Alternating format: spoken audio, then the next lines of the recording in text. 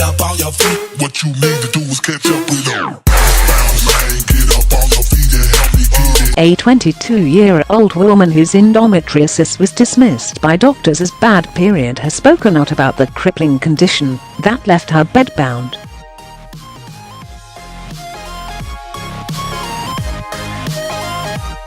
Karlie Wilkinson was diagnosed with the debilitating disorder at the age of 19 after suffering from unbearable chronic pain and intense abdominal cramping.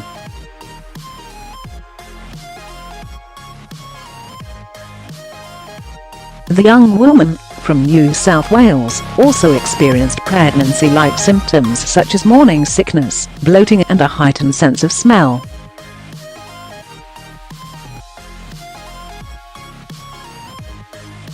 I had no idea what was wrong with me, but I was in ridiculous pain all the time and would sometimes bleed for a whole month, she said.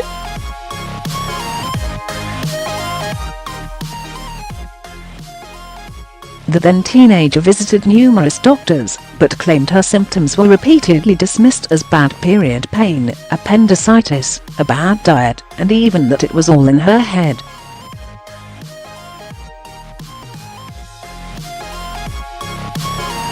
I would cry to my mum, but she didn't really know what to do, because the doctors kept saying I was fine, she said.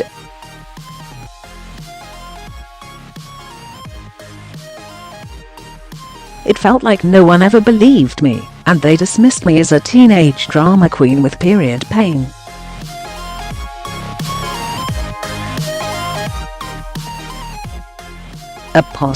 As I got older, it became so unbearable I ended up in the emergency room at least 5 times.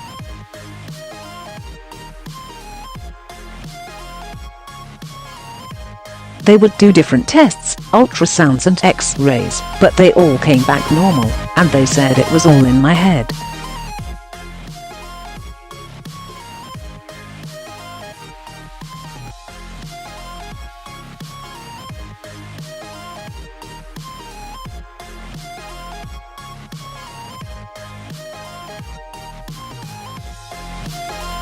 There was even a couple of times that they seemed to make a joke out of it, and I thought, if only you could feel what was happening to me right now, she said.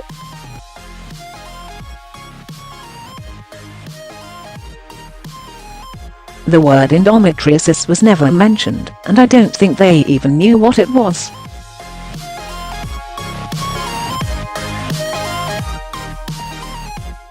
But even when you do a quick Google search on my symptoms, it's the first thing that comes up.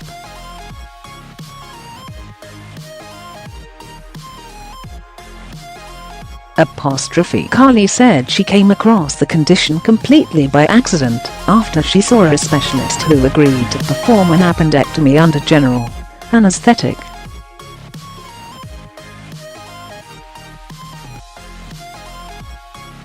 But when she woke from surgery she was told she still had her appendix, and that she was actually suffering from a far more sinister condition called endometriosis.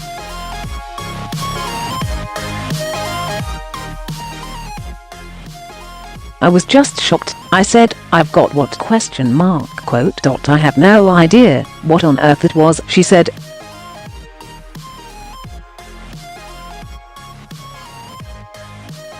My mum was really worried, and the doctor referred me to a gynecologist as he didn't have expertise on it and couldn't elaborate on it further.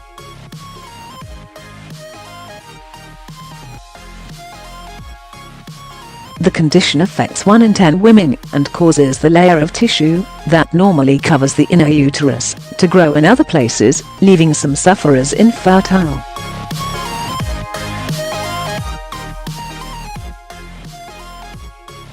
I instantly Googled it and went into a huge panic.It was saying I could become infertile, she said.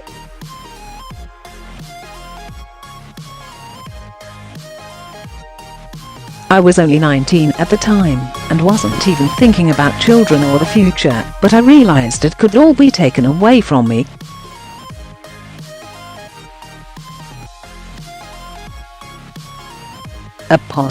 Now Karlie's only option to reduce her symptoms is laparoscopic or keyhole surgery, where thin telescopic tubes are inserted into the abdomen through small incisions, so that her endometriotic cysts could be removed, and surgeons could stop her organs from fusing together.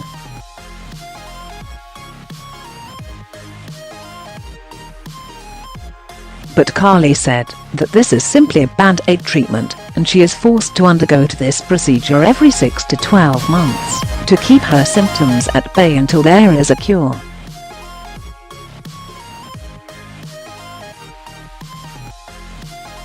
She decided to launch an online petition last month after she found her condition was not recognized as a real illness in Australia.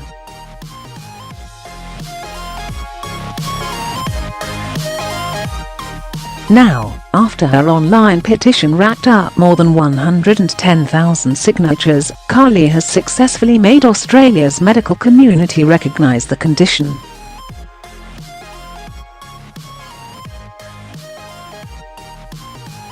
I was lying in bed one night, looking up at the ceiling trying to forget about my extreme pain and just thought, why do I have to live like this? Karlie said.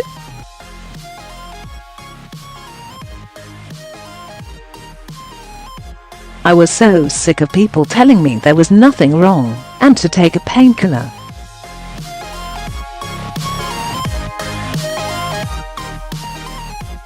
Even after I had been diagnosed, I went to a female GP and told her about my condition, and she said, "No, it can't be that, it must be something wrong with your diet."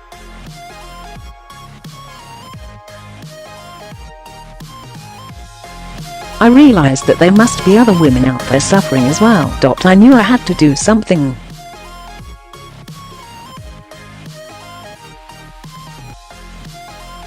It's incredibly hard living with an invisible illness, because people can't see that you are in pain.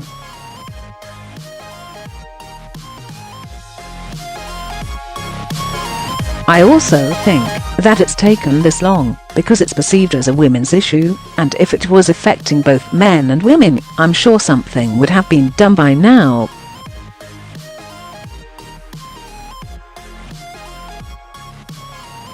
I want it to be easier for women to get answers and not be misdiagnosed so many times.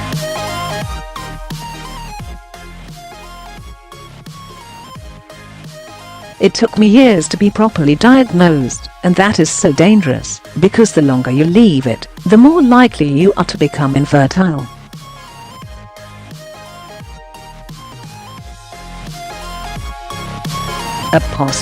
Federal Health Minister Greg Hunt has officially responded to her campaign with a promise to formally recognize the condition as a real illness.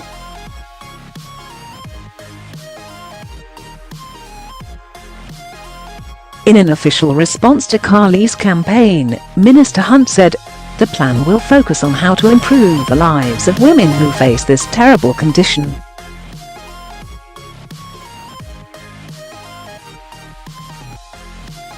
Diagnosis of the condition currently takes on average around 8 to 9 years, placing a significant toll on individuals, families and the community.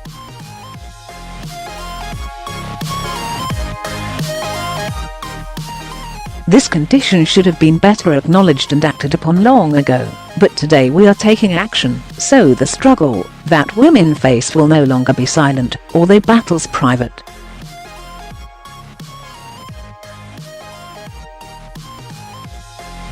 We will work with the medical community and key stakeholders to look into what gaps might be present in training, support and care,